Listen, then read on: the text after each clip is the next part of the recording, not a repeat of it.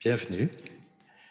Bienvenue à chacun, à chacune, que vous soyez ici dans ce temple de plein palais ou que vous soyez peut-être chez vous, euh, avec d'autres personnes ou avec vous-même pour suivre cette heure bleu ciel depuis là où vous êtes. Nous sommes toutes et tous venus pour écouter au-dedans de nous, pour écouter cet appel de l'infini dans notre cœur.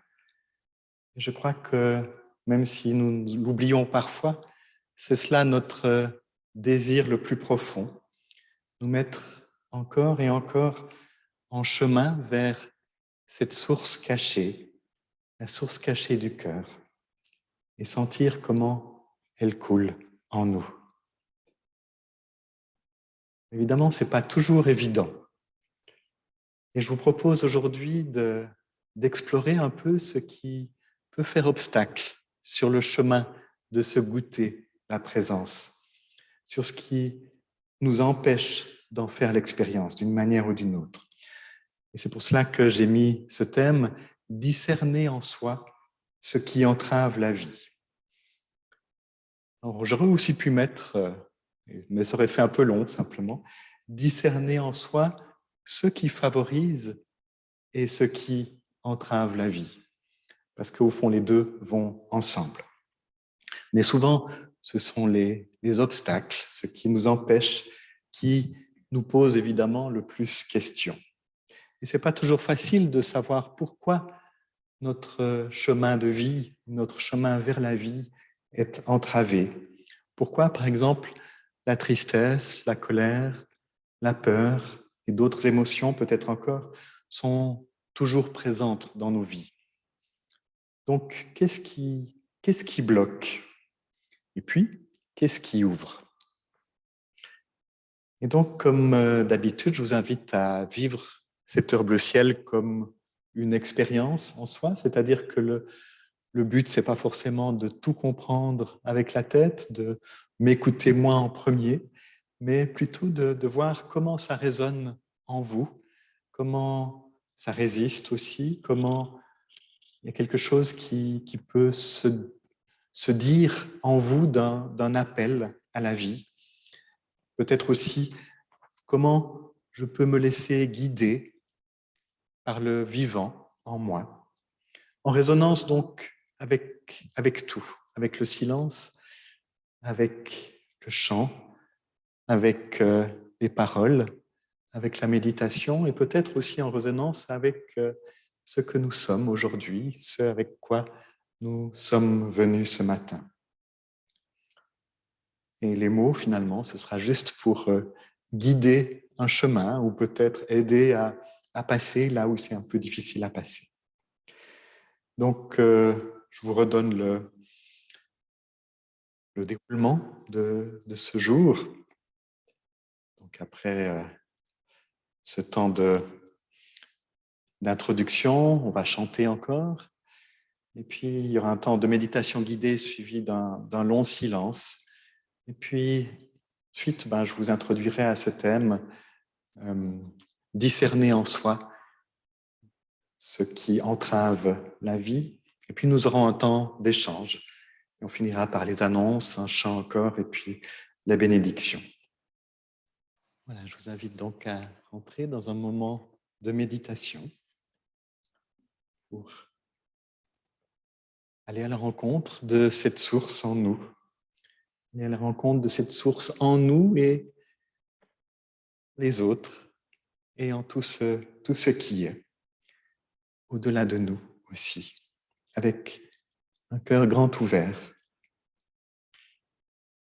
Que descendre au-dedans et accueillir tout ce qui nous traverse et tout ce qui nous entoure.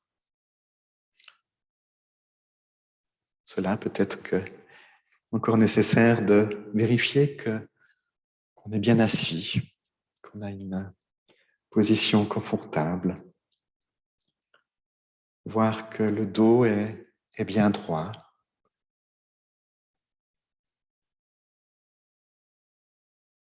et que je peux rester dans cette position un temps pour être attentif à ce qui se passe en moi, au niveau de mon corps, depuis les pieds jusqu'à la tête, en passant par les jambes, le bassin,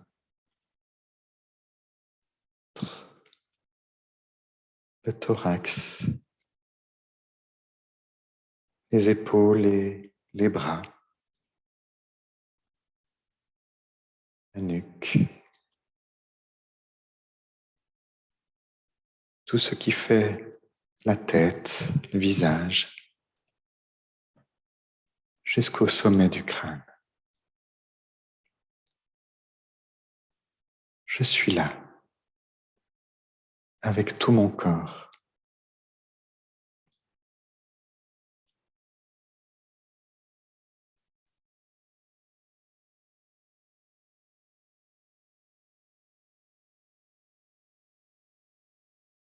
Je suis là aussi avec ce qui respire en moi. Ce mouvement presque incessant. Inspire et de mon inspire.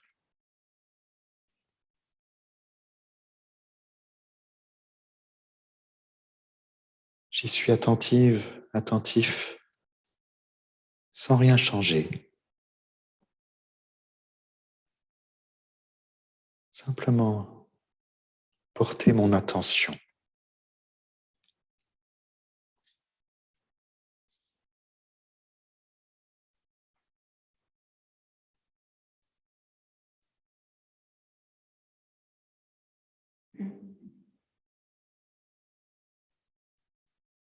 Et je peux voir aussi que après mon corps et ma respiration, il y a encore d'autres choses qui bougent en moi, de manière peut-être plus subtile, mais quelque chose au niveau de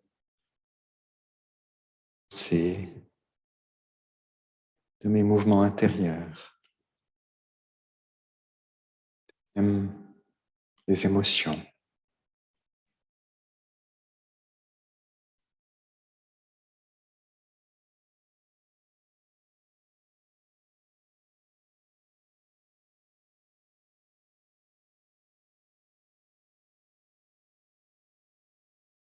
Je suis là avec tout ce qui fait mon existence, tout ce qui m'habite, tout ce qui me traverse.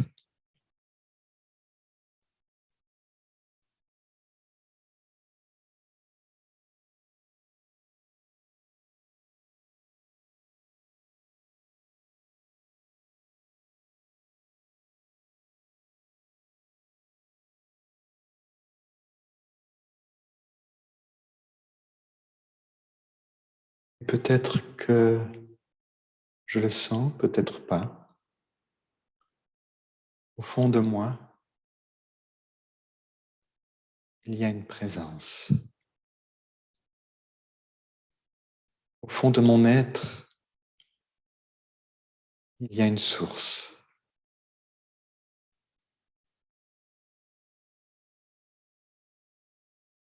Source de paix, de silence, de joie, de lumière.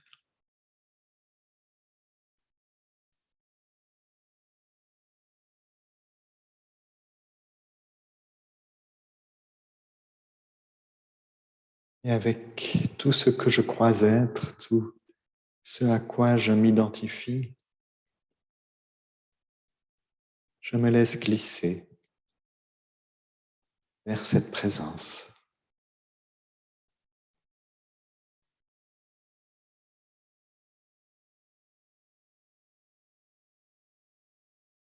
Je peux même me blottir contre elle. Rester là.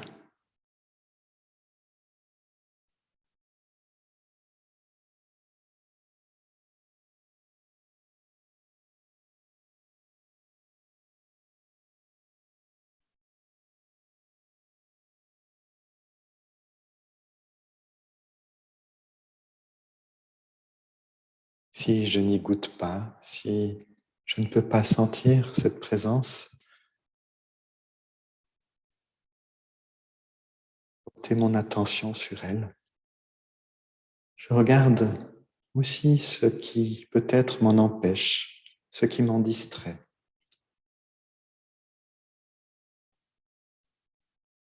Il peut être une souffrance, douleur, quiétude.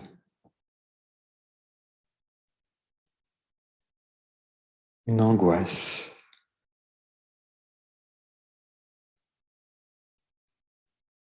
variété,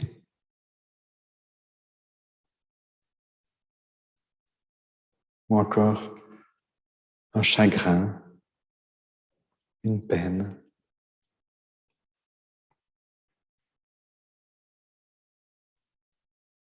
quelque chose que je n'arrive pas à définir et qui prend toute la place en moi.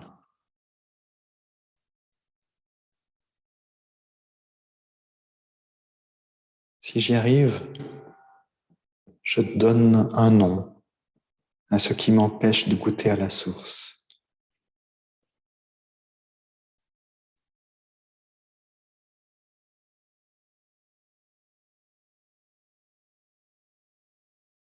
Et je vois si je peux en prendre soin.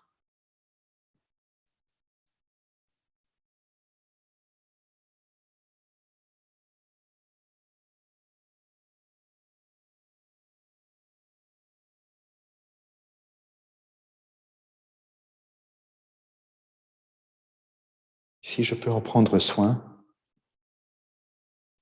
c'est peut-être cela, déjà, goûter à la source. Il y a un endroit en moi qui peut prendre soin.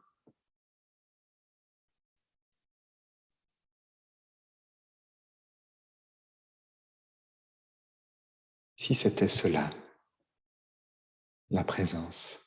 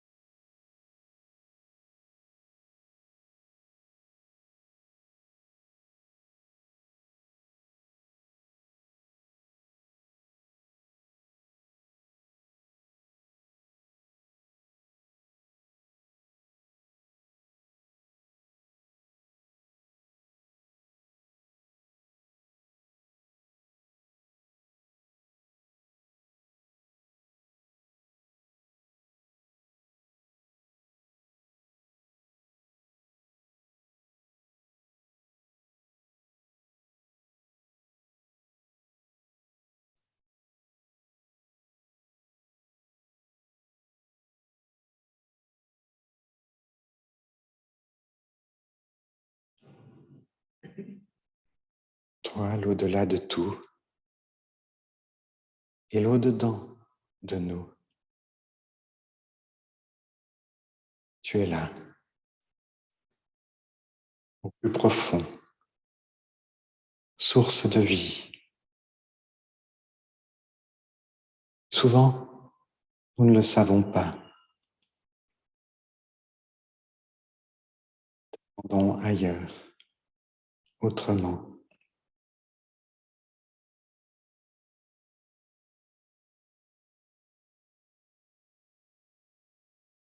Tu prends soin en nous de ce qui fait obstacle, entrave.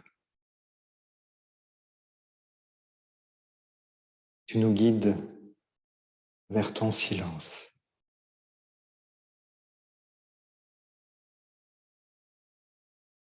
Ouvre nos yeux, nos oreilles et nos cœurs. Ta présence.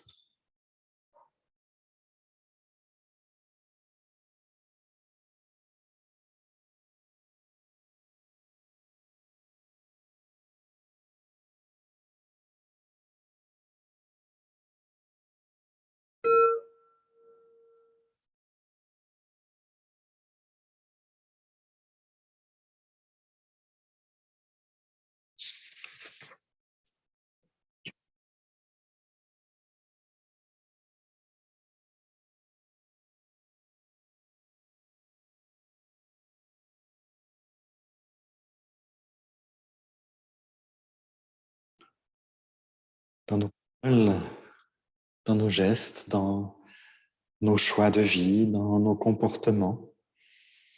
Qu'est-ce qui est vraiment au service de la vie? Ou on pourrait dire, qu'est-ce qui favorise la volonté du Père, la volonté de la vie? Ou qu'est-ce qui, au contraire, entrave cette vie? Parfois, ce n'est pas toujours très clair. Est-ce qu'il y a des critères de discernement qui peuvent nous aider à comprendre ce qui est vraiment tourné vers la vie, ce qui aussi nous permet d'y goûter, et ce qui, au contraire, nous en détourne, nous parasite. Avant de vous dire des choses là autour, j'aimerais vous dire de quel point de départ je pars, mon présupposé de base, on va dire. Eh bien, c'est le chant que nous avons chanté tout à l'heure. En nous est la source de la vie. En toi, en moi est la source de la vie. Ça veut dire que au commencement, au principe, au fondement de notre être, il y a une source. Et tout notre être, et c'est ça le présupposé, et tout notre être est assoiffé par cette source. Mais si nous avons oublié cette soif, toute notre existence, corps, âme, esprit, ou corps, psyché, esprit, tourner vers cette vie, vers ce désir d'infini. Et c'est vrai pour chacun, chacune d'entre nous, sans exception. Alors bien sûr, il y a bien des fois où on l'oublie, où on l'a oublié, mais c'est cela qui est présent en nous. Donc ça, c'est le présupposé. Et puis, par rapport au thème, j'aimerais vous proposer en fait une distinction. Une distinction entre ce qui est de l'ordre de mon aspiration profonde et de ce qui est de l'ordre de mes besoins de survie. Et au fond, à partir de cette distinction, on va pouvoir choisir, au fond, à quoi est-ce que je choisis d'être connecté? À mon aspiration profonde ou à mes besoins de survie? En nous, je crois qu'il y a quelque chose de cette aspiration profonde, comme je le dis, comme je viens de le dire, c'est-à-dire tourner vers la source. Nous sommes tournés, nous aspirons à nous tourner vers ce qui est le centre, vers ce qui est l'axe de notre vie, le lieu de la lumière, le lieu de la paix, le lieu du silence, on peut aussi dire le lieu du je suis. Et nous sentons bien que quand nous sommes tournés vers ce lieu, quand nous pouvons y goûter, ou quand nous sommes simplement en marche vers cet essentiel, il y a de la joie, il y a de la paix. On se sent aligné, on se sent centré. Et peut-être même que vous avez fait comme moi cette expérience, c'est qu'il suffise parfois qu'on parle de ce lieu, qu'on dise des mots, qu'on mette des mots sur ce lieu pour qu'on sente quelque chose de cela. Qu'on sente, ah oui, c'est ça que je cherche, c'est ça qui me fait vivre au plus profond. Comme si, d'une certaine manière, ce lieu lui-même se réjouissait de ce qu'on parle de lui, de ce qu'il ne reste pas caché ou oublié. Et je crois qu'au fond, quand nous sommes connectés à cette aspiration profonde d'être dans la source, tout notre être, toutes nos facultés, tout ce qui fait notre existence va se mettre au service de ce mouvement, de cette marche vers le centre. Et même par exemple nos émotions. Et c'est cela que j'aimerais pouvoir explorer avec vous aujourd'hui, en particulier, les émotions. Mais d'abord, l'autre élément dans cette distinction, après les aspirations profondes, ensuite les besoins de survie. Il y a d'autres besoins qui s'expriment en nous, ceux qui sont liés donc à notre survie. Et eux, ils ne nous conduisent pas forcément vers la source, mais plutôt vers ce qui nous fait peur, vers la survie de notre ego, souvent assez névrotique. En fait, tous les besoins que nous avons de nous maintenir en vie, de nous maintenir en sécurité. Et je crois que le plus souvent, c'est ces besoins-là qui vont mettre des obstacles sur notre chemin vers la source. En particulier quand je n'en prends pas conscience, quand je fonctionne en mode automatique et que je laisse à ces besoins de survie toute la place en moi. Et donc, à chaque fois, je peux me demander au fond, à quoi est-ce que je suis connecté? À mes aspirations profondes ou à mes besoins de survie? Et je vous invite à les visiter un petit peu plus en détail à partir de 3 émotions. Celle de la peur, celle de la colère et celle de la tristesse. La peur d'abord. Et je vais prendre chaque fois ces émotions en fonction de ces 2 catégories, en fonction de cette distinction. Donc d'abord, la peur du point de vue de notre aspiration profonde. Alors vous allez me dire, mais attendez, c'est pas compatible. La peur, elle n'est pas là. Quand on est connecté à la source, c'est la confiance. Et c'est vrai que dans la plupart des mots, des paroles de Jésus, il y a très souvent cette parole « ne craignez pas ». Bon, il y a des paroles, et je vais vous en montrer une, où Jésus dit « craignez, ayez peur ». Ça voudrait dire donc qu'il y a des situations ou des personnes qui peuvent être des obstacles à notre chemin vers la source. Alors, je vais vous partager ce texte.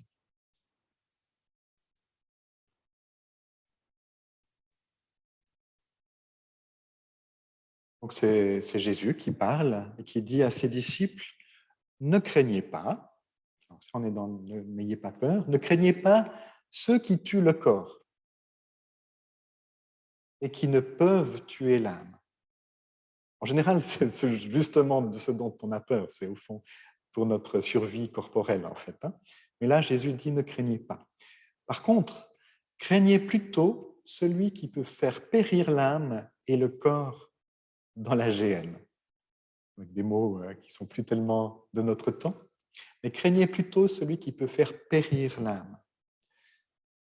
Donc, il y a des situations qui peuvent nous tuer dans notre corps.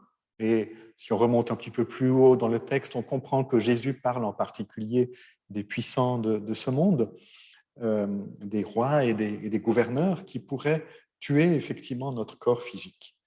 Pour Jésus, ne craignez pas. Par contre, il y a aussi des occasions où notre âme, notre être, peut périr et se perdre. s'il y avait d'autres instances encore qui, j'ajoute, qui nous gouvernent à l'intérieur de nous. Je pense en particulier à nos pensées, à notre mental parfois, à notre volonté, qui veulent pouvoir tout maîtriser en nous. Et peut-être que c'est de ce mental, de certaines de nos pensées, dont qu'il serait bon de craindre, parce qu'ils remettent justement en question ce que mon ego ne peut pas comprendre. En vérité, il ne comprend pas que rien ne peut m'arriver, que tout est déjà là, que la paix et la lumière, justement, ne peuvent pas m'être enlevées.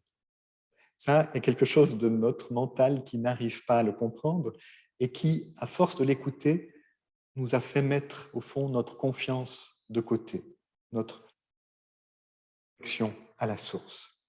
Et à la place de ça, notre mental a mis des préoccupations, a mis des inquiétudes, a mis quelque chose qui est inessentiel. Donc, ce que Jésus veut signaler là, je pense, c'est qu'il signale une peur qui est salutaire, pour signaler en nous que nous sommes en train de nous éloigner de la source, de l'essentiel. Et donc, il faut avoir peur de cela. Et la peur, elle est vraiment aidante à ce moment-là. Il y a une autre peur, qui elle est liée aux besoins de survie, sans doute que nous connaissons beaucoup mieux.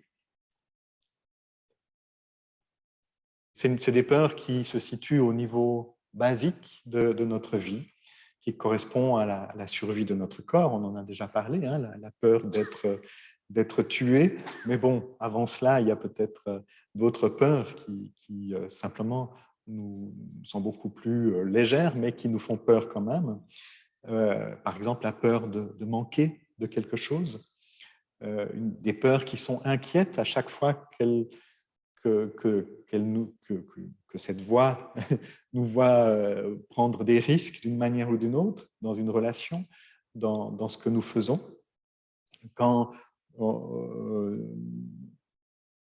cette voix de la peur en nous nous voit essayer des expériences nouvelles peut-être, par exemple une expérience spirituelle comme celle de jeûner, tout à coup il y a une peur qui monte en nous en disant non, ça c'est pas possible. Une voix de l'inquiétude, au fond, qui essaye de nous ramener à la raison de ce qui est bon pour elle, à son avis, en fait. Hein. Et donc, pas question d'expérimenter d'autres choses que cette voix connaît. Pour vivre, il faut manger, point. Et il ne faut pas remettre ça en question. Donc, cette voix de la peur en nous croit connaître les besoins essentiels pour un humain. Donc, elle nous dit sans cesse, fais attention, mange pour vivre, trouve-toi un toit, garantis ta sécurité, ne prends pas de risques, adapte-toi, conforme-toi, ne dépasse pas trop, ne dérange pas trop, ne te prends pas pour autre chose que ce que tu es. Vous entendez toutes ces voix hein, qui se disent au-dedans de nous. Et je crois qu'effectivement, cette voix, c'est souvent une voix de la peur qui est une des manières dont nous détournons de la source, du chemin vers la vie, vers la lumière. On pourra en reparler, évidemment. Deuxième émotion, celle de la colère. Alors là aussi, la colère du point de vue de notre aspiration profonde. Là aussi, on dit, comment se fait-il? Ça veut donc dire qu'il y a une colère qui nous mène vers la vie? Eh bien oui, vous la connaissez peut-être, c'est celle de Jésus en particulier qui chasse les vendeurs du temple. Et je vais vous mettre le texte aussi. Hein. Donc là aussi, c'est Jésus qui ose une émotion, qui ose s'élever, s'interposer pour ce qui fait obstacle à la source, en fait. Hein. Donc Jésus entre dans la ville de Jérusalem et se rend au temple pour aller prier Dieu, son Père. Quand il arrive, il voit des marchands de colombes et aussi les tables des changeurs d'argent. Alors Jésus se met en colère et pour chasser tous les marchands du temple, il renverse les tables et les chaises des vendeurs. Et il leur dit très fort, « Il est écrit que la maison de mon Père est appelée une maison de prière, et vous, vous l'avez transformée en un repère de brigands. » Vous le savez peut-être, dans la symbolique biblique, le temple, c'est le lieu de la source, c'est le lieu très saint. Nous sommes des temples. Il y a en nous le lieu très saint. Et de fait, nous avons acheté depuis des années et des années dans nos vies, au marchand de notre existence, des croyances, des illusions qui nous éloignent de notre lieu très saint ou qui nous empêchent d'y accéder. Je vous donne quelques exemples de ces croyances que nous avons achetées. Cette croyance, par exemple, que le bonheur, c'est forcément que quand tout ira mieux dans ma vie, quand tout sera parfait dans le meilleur des mondes, à tous les points de vue. Le bonheur, c'est nager dans le confort. Première croyance possible. Ou bien croire que le bonheur, c'est ce qui viendra plus tard, quand j'aurai ceci ou cela, ou quand ma compagne ou mon compagnon me l'aura enfin donné, ce bonheur. Ça peut aussi être la croyance que se respecter soi, se respecter soi-même, c'est faire tout ce qu'on a envie et suivre tous ses désirs. Bien, la croyance qu'il faut s'affirmer dans la vie. Personnellement, c'est une injonction que j'ai beaucoup entendue. Affirme-toi, prends ta place. Ne montre pas tes sentiments. Refuse toute douceur. Sinon, tu te feras marcher dessus. Voilà une autre croyance que nous avons achetée. Ou bien, on en a déjà un peu parlé, croire que la vie est dangereuse, que les hommes sont dangereux, que les femmes sont dangereuses, que le monde est dangereux. Donc, ne voyage pas. On peut encore dire la croyance qui est de refuser de croire à la vie, à l'amour, à la bonté, à la générosité, parce que ce n'est pas possible dans ce monde. On pourrait multiplier la liste de toutes ces croyances, de tous ces yakas que nous avons achetés, de toutes ces simplifications que nous avons faites, de toutes ces théories du complot que nous nous sommes appropriées d'une manière ou d'une autre. Je crois que toutes ces croyances sont des entraves à la vie qui encombrent notre chemin vers la source. Et comme Jésus, parfois, il faut oser dire non, je ne suis pas d'accord. Se mettre en colère contre elles, leur dire stop, ça suffit. Parce que je sais qu'il y a une autre réalité plus grande que ces croyances, plus forte. Et je ne veux pas me laisser barrer le chemin de la route vers la vie à cause de cela. Et puis bon, il y a aussi des colères au service, évidemment, de la survie de notre petit moi, vous les connaissez, à cause d'une frustration, à cause d'un besoin non nourri. En arrivant ici tout à l'heure, avec ma voiture, juste dans la rue à côté, je cherchais une place. Dimanche, c'est gratuit ici autour, donc je cherchais une place. Et j'ai un peu hésité, et il y a juste une voiture qui m'est passée à côté. Et évidemment, qui a pris la place qui était 10 mètres plus loin, qui m'était destinée. Et là, tout de suite, j'ai senti, non, mais quand même, pour qui il se prend celui-là? Qu'est-ce qu'il est en train de... Il est en train de me piquer ma place. Et puis voilà, j'ai donc dû aller au parking payant. Bon, le dimanche, ça va, c'est pas trop cher, mais quand même, il n'y en avait pas d'autres dans le quartier. Et j'ai senti, au fond, que la colère, elle venait vite contre ce monsieur qui m'a pris ma place. Et puis là, j'ai senti, bon, qu'est-ce que je choisis? Est-ce que je choisis de laisser parler cette colère d'un besoin de survie, au fond? Ou bien est-ce que je la laisse passer, simplement? Parce que ce n'est pas si important que ça. Donc voilà, colère à cause d'une frustration, d'un besoin non nourri, parce qu'on ne nous laisse pas la place, parce qu'on ne nous écoute pas, parce qu'on ne nous voit pas, parce qu'on nous résiste aussi. Ou bien colère de tout ce que nous ressentons comme une agression, un reproche, une blessure qu'on nous a fait. Et on a ce besoin de réparation.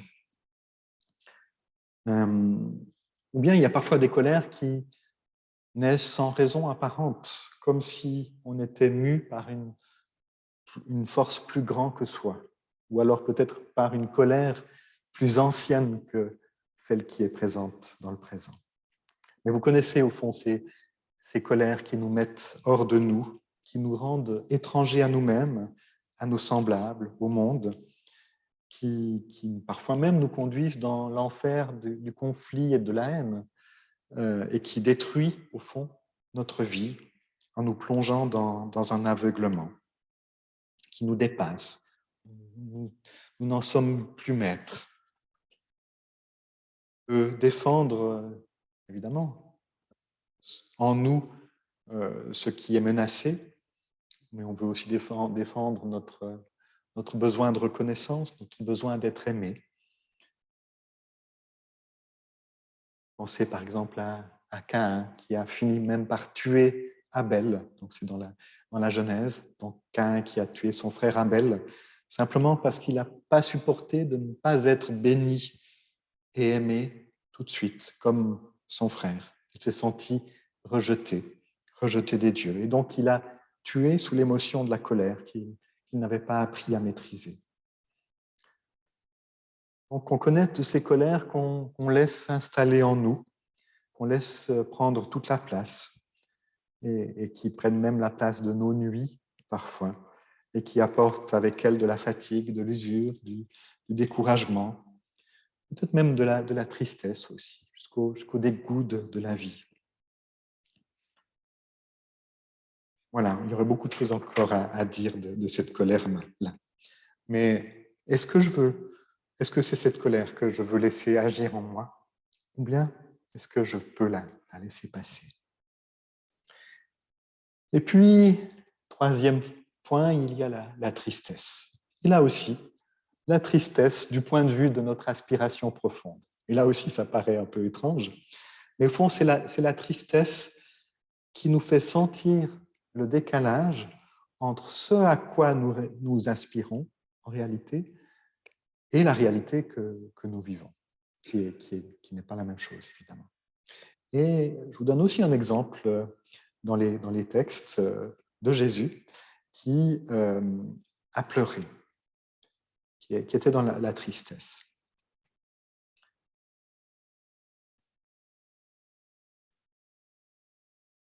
Ça se situe assez tard dans la vie de Jésus, enfin dans son ministère, donc assez proche de sa passion.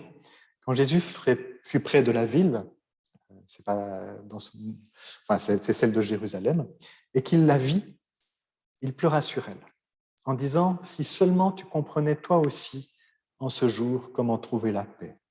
Mais maintenant, cela est resté caché à tes yeux. Car des jours viendront pour toi où tes ennemis t'entoureront d'ouvrages fortifiés, t'assiégeront et te presseront de tous côtés. Ils te détruiront complètement, toi et ta population. Ils ne te laisseront pas une seule pierre posée sur une autre parce que tu n'as pas reconnu le temps où Dieu est venu te secourir. » Alors bien sûr, on peut comprendre ce texte comme mettant une parole de Jésus par rapport aux croyants de son temps, par rapport aux Juifs de Jérusalem, par rapport au fait que tous ces gens ne l'écoutaient pas, ne l'entendaient pas. Mais on peut aussi l'entendre pour nous. Jérusalem, c'est chacune d'entre nous. Et Jérusalem, ça veut dire littéralement la cité de la paix, le lieu de la paix. L'aspiration profonde, c'est de pouvoir goûter à la paix. C'est de pouvoir faire un séjour dans la cité de la paix. Mais ce lieu de la paix n'est pas en paix en nous. Ou en tout cas, il est caché à nos yeux. Et donc, c'est peut-être bon d'en pleurer, comme Jésus, parce que ça permet de nous souvenir que c'est la paix à laquelle je veux goûter, c'est à cela que je veux aspirer. Et Jésus est très clair, c'est-à-dire que si je ne me souviens pas de ce lieu de la paix, ben, il y a quelque chose qui va se détruire dans ma vie, qui va s'effilocher, où tout va s'écrouler finalement. Parce qu'on ne reconnaît pas, au fond, ce temps où Dieu vient nous apporter la source. Donc, ça éclaire peut-être une autre parole de Jésus. Heureux ceux qui pleurent, qui est complètement paradoxal en fait. Heureux ceux qui pleurent, enfin ce qui nous semble paradoxal, parce que cette tristesse, ces pleurs vont nous mener vers ce lieu de la consolation, le lieu de la paix. Et donc, pleurer sur notre humanité qui se perd, ça peut être un moyen de nous faire retrouver le chemin de la source. Alors évidemment, il y a d'autres tristesses. Et la tristesse en particulier pour se plaindre contre les difficultés de la vie. Bon, bien sûr qu'il y a des tristesses qui sont tout à fait légitimes quand on perd un être cher, quand on perd un emploi, enfin, il y a 36 000 occasions où c'est normal d'être en tristesse. C'est normal de ressentir du chagrin. Mais ce qui devient problématique, c'est quand on laisse cette tristesse s'installer, s'approfondir, et qu'elle se transforme en plainte. Plus tellement à cause de l'événement qui nous a rendus tristes, mais contre la vie en général. Et que de cette manière-là, la tristesse vient prendre toute la place en nous. Bien, il y a aussi, la tristesse devient problématique quand nous nous identifions uniquement à cette tristesse, quand nous sentons que nous ne pourrons plus jamais ressentir d'autre chose que la tristesse, que, au fond, notre vie s'est bloquée sur cette tristesse et que nous ne voulons plus ressentir autre chose. Cela arrive parfois quand une perte d'un être cher en particulier, nous avons le sentiment que ça nous oblige à rester loyal à cette personne. Et donc que la tristesse nous permet de rester fidèle à cette personne. Donc comme si ce chagrin devait durer des années et des années, comme si la joie ne nous était plus permise. Mais ça arrive aussi que des tristesses se sont installées en nous depuis toujours, sans que nous ne savions exactement pourquoi. Et là, ça peut être des tristesses que nous avons héritées des générations précédentes, de choses qui nous ont été transmises un peu à notre insu, dans notre inconscient, par nos parents, par nos grands-parents. Et nous sentons que si nous lâchons cette tristesse, ben là aussi, il y a quelque chose d'une loyauté que nous n'aurons plus par rapport à nos parents. Donc, vous voyez qu'au fond, il y a des tristesses comme ça qui ne sont plus au service de la vie, mais vraiment, au contraire, viennent nous enfoncer petit à petit et viennent en nous creuser en particulier la plainte, et que c'est une vraie tentation.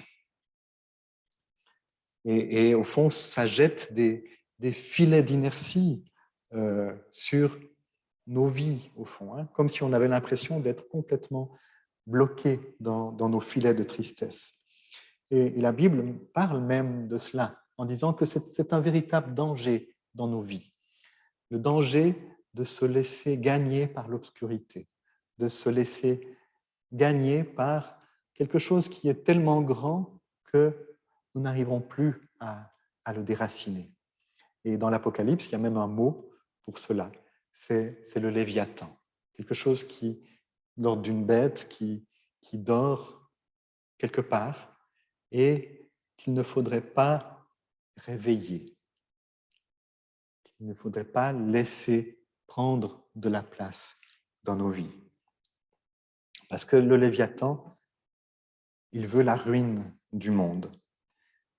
Et c'est ce que nous ressentons quand nous sommes dans une telle tristesse qu'au fond, il n'y a plus rien qui vaille la peine, que nous ne croyons plus en la vie, que nous ne sommes plus que dans des aquabons, que nous avons comme fermé les volets devant la vie, comme si nous avions déjà fini notre vie et que nous nous étions repliés sur nous-mêmes.